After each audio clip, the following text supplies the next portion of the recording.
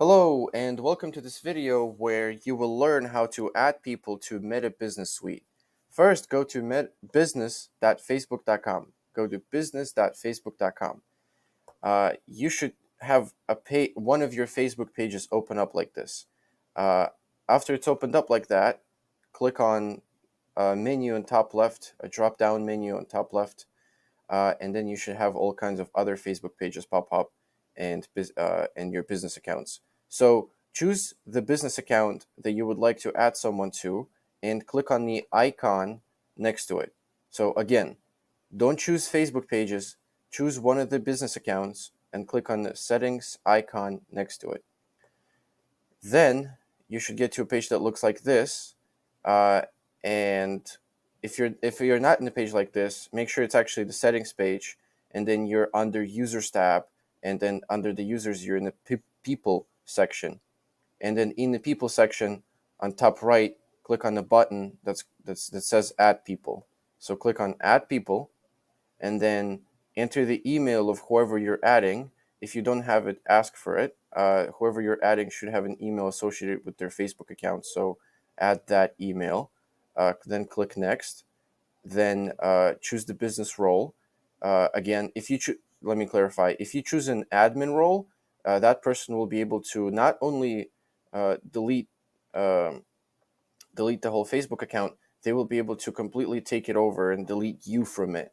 So just be careful who you're assigning the admin to. If you're assigning this to an advertiser, advertiser like us, employee role is enough. So click on employee or admin, whatever. If you're advertising with us, click on employee, then click next.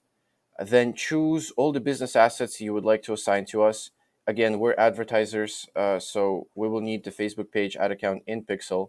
So choose whatever you need to choose. And let me make something clear. After you click next, there's two scenarios of what's going to happen.